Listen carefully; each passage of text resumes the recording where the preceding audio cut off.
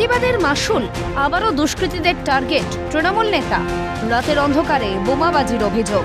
দিনহাটা বাসন্তীরহাট বাজার সংলগ্ন এলাকায় তৃণমূল নেতা বিশ্বনাথ কিন্নরের বাড়িতে বোমা ছুড়ে পালায় দুষ্কৃতীরা।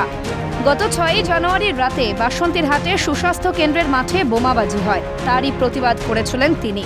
অভিযোগ, বিরোধিতার ফলেই এই হামলা। এই স্বাস্থ্য কেন্দ্র মাঠে বোম ফাটার জন্য আমি একটু বিরোধ করছি, যার জন্য আমার বাড়িতেও কালকে এই বোমটা কিন্তু ফাটিয়েছে। এটার সাথে এটার কানেকশন আছে যতটুকু আমি বুঝতে পারছি। তাছাড়া তো আমার এরকম কোনো দুশ্মনী নেই। এগুলো কিছু সমাজ বিরোধী আছে যারা সমাজের ভালো চায় না। বিস্ফোরণের তীব্রতায় তৃণমূল নেতার বাড়ির জানলার কাঁচ, দরজা সহ বেশ কিছু অংশ ক্ষতিগ্রস্ত হয়। আতঙ্কিত এলাকাবাসীও। কি হয়েছিল কালকে? কালে আমার ঘরের পাশে ঘর না, ওই বাড়িতে বোম ফাটছে। সেটা হলো বিশ্বনাথ কিন্নরের বাড়িতে। কারা করেছে দেখেছেন?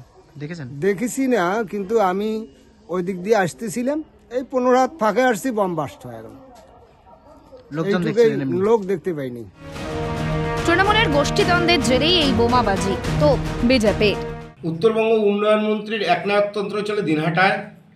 দিনহাটার তৃণমূল কংগ্রেসের নেতারা তারা এই একনায়কতন্ত্র কোনো মতেই মেনে নিতে পারছে না, যার ফলে বিভিন্ন জায়গায় গোষ্ঠীদ্বন্দ্ব দেখা দিয়েছে। গত পরশুদিন বাসন্তীরহাটে সুস্বাস্থ্য কেন্দ্রে বোমাবাজি হয়েছে।